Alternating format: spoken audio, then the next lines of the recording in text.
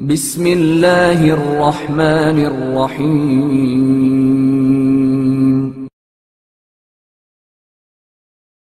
سیاہ گوش کا جواب۔ سیاہ گوش لومڑی اور گیدڑ کے خاندان کا ایک جانور ہے جو انہی کی طرح شیر کا طفیلی مانا جاتا ہے۔ اس کا قد و قامت اور رنگ بھی انہی جیسا سرخی مائل اور بھورا ہوتا ہے، صرف کانوں کا رنگ سیاہ ہوتا ہے اور اسی لیے وہ سیاہ گوش کہلاتا ہے۔ بیان کیا جاتا ہے کہ کسی نے سیاہ گوش سے سوال کیا کہ جب تو ہر وقت جنگل کے بادشاہ شیر کے گرد منڈلاتا رہتا ہے تو پھر اس کے مصاحبوں میں شامل کیوں نہیں ہو جاتا کہ اس کی عنایتوں اور نوازشوں کا حقدار بن جائے اور جنگل کے جانور تجھے عزت کی نگاہوں سے دیکھیں؟ سیاہ گوش نے جواب دیا، میں شیر کے ارد گرد تو اس لیے رہتا ہوں کہ اس کے بچے کھچے شکار سے اپنا پیٹ بھر سکوں، اور قریب اس لیے نہیں جاتا کہ اس کے مزاج کے تلون سے خوف کھاتا ہوں۔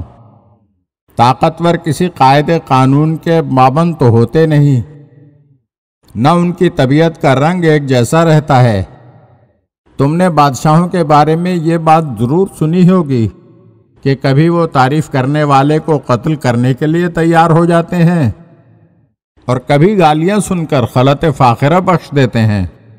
چنانچہ اسی لیے دانشمندوں نے کہا ہے کہ ان سے دور رہنا ہی دانشمندی ہے۔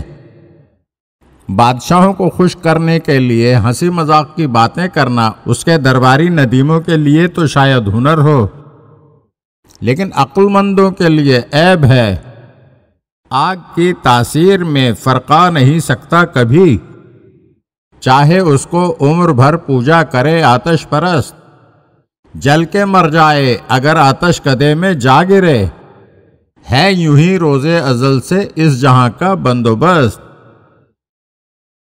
اگر آپ ہمارے چینل کی نئی ویڈیوز دیکھنا چاہتے ہیں تو ہمارے چینل کو سبسکرائب کریں اور گھنٹی کے بٹن کو دبائیے تاکہ ہر آنے والی ویڈیو آپ کو جلد موصول ہو سکے۔ اور ہاں، لائک اور شیئر ضرور کیجیے اور اپنے قیمتی کمنٹ سے ہمیں آگاہ کیجیے۔